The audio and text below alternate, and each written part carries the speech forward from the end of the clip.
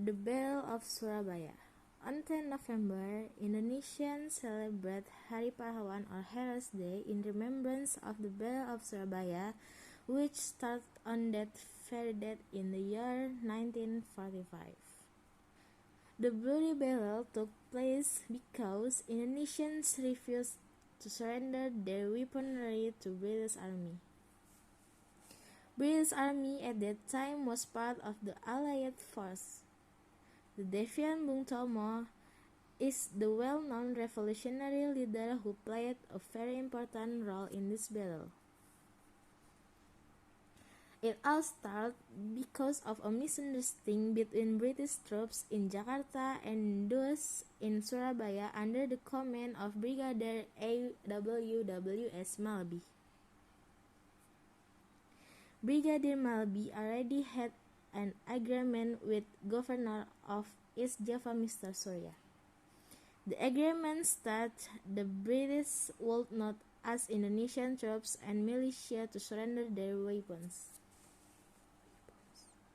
However, a British plane from Jakarta dropped leaflets out of Surabaya. The leaflet told Indonesians to do otherwise on 27 October 1945. This action angered the Indonesian troops and militia leaders because they felt betrayed.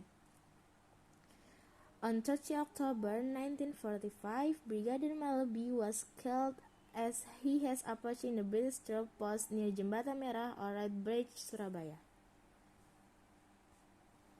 There were many reports about the death, but it was widely believed that the brigadier was murdered by Indonesian militia. Looking at the situation, Lieutenant General Sir Philip Christison broke in reformations to siege the city. In the early morning of 10 November 1945, British troops began to advance into Surabaya with cover from both naval and air bombardment. Although the Indonesians defended the city heroically, the city was conquered within 3 days and the whole battle lasted for 3 weeks.